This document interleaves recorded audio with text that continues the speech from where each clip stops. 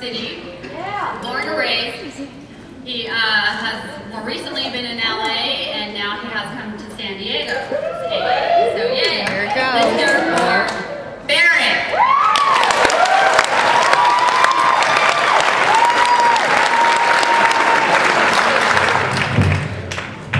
And I'm an alcoholic. And wow, there's a lot of people at this roundup. That's pretty exciting. So, how exciting is it to be at the San Diego Spring Roundup 2010? Sobriety rocks. I wonder who spent hours just, like a business meeting trying to come up with what should the slogan be. Maybe it should be sobriety rocks. So, I decided to do the stand-up thing because I don't want to brag, but both my parents are celebrities. I know, I'm not trying to name drop or anything. My dad is Danny DeVito, and my mom is Michael J. Fox.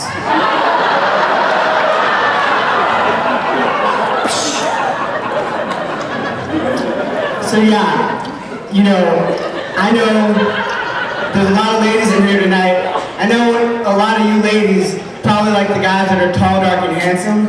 Well, I'm even better because I'm fun-sized. So,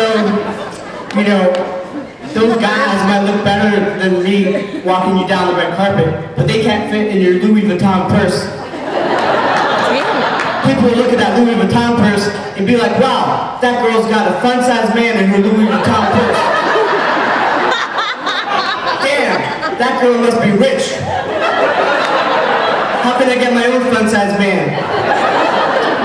Yeah, those tall, dark, and handsome guys might be playing basketball, come home all sweaty, cheating on you. I'll just be at home, sitting up in your tree, baking you cookies.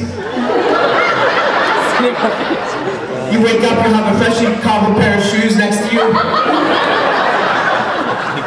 What woman doesn't like shoes? Yeah, being fun-sized, there's other things that tall guys can do, like change a light bulb. I can change a light bulb too, but even better, because I'm a fun-sized guy, I can crawl all the way up inside the light bulb and fix all your electrical problems. And then, best of all, when I'm up there, you get to look at all of this. I know, what woman doesn't want that? So, yeah, these tall, dark, handsome guys might have a real big penis. Maybe they do, maybe they don't. Did he just say penis? The fact is, since I'm fun-sized, it doesn't matter. Is that funny? What I can do for you ladies is I can crawl all the way up inside of you and just shake. Like a children. All the single ladies, all the single ladies.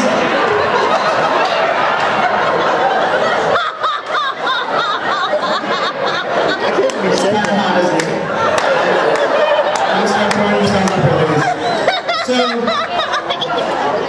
it's tough being fun-sized, because even doing stuff like going to the grocery store is difficult. I can't even reach the top shelf. I just stay there and wonder, what do olives taste like? So, what else do I want to talk about this evening? What do you think? I'm relatively new to all this. And it's really exciting to be here. What an opportunity it is to be up in front of people and participating in my own sobriety. I was actually in another program for a while called Suicide Anonymous, SA for short. And I don't think that my sponsor in SA liked me much, because whenever I would call him, I'd be like, hey, I'm thinking about killing myself.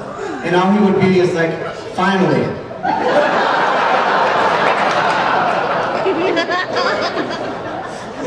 So yeah, the other thing about being fun-sized is that I hate drivers. Not just drivers, but I hate police officers. Cops. Yeah. Who hates cops? Woo! I bet a bunch of people in this room hate cops. So, and then I bet there's a few police officers in here. So, no offense.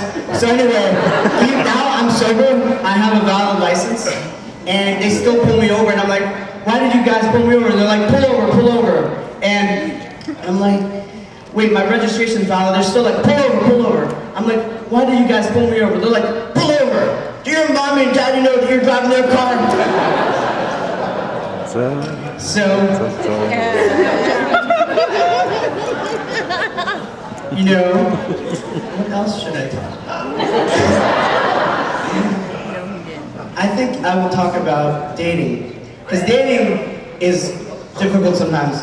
You know, I've been on this website, eHarmony, I hate to admit it, because I'm just kind of looking for my own fun-sized girl. And all I ever end up with is really tall, fat black women who are all into me. And I'm like, okay, you know, where's the fun-sized girl? And so I actually got to take one out once. And we went to this fast food restaurant, and she ordered the bucket on the roof. And then she took me home, and it wasn't a pretty picture if she would have walked in. When she was laying on top of me, it would have been more like I was sitting there with my mammy. So, yeah, that joke, maybe, we'll think about that joke for later. Probably going away for future reference.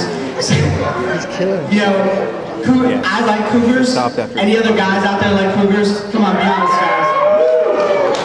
You know, I think there's a couple out there in the audience tonight probably going to attack me after this. But, you know, I've been working really, really hard lately at repealing the laws of bestiality. Oh, Karen. So, maybe that one's in the future reference box too. Oh, you know, actually I grew up on Park Avenue in New York City, like Linda mentioned. And my dad is a psychiatrist. And he lost his medical license because he over-medicated patients. So if you take the word psychiatrist and Park Avenue out of that story, I just would have been a poor crack baby.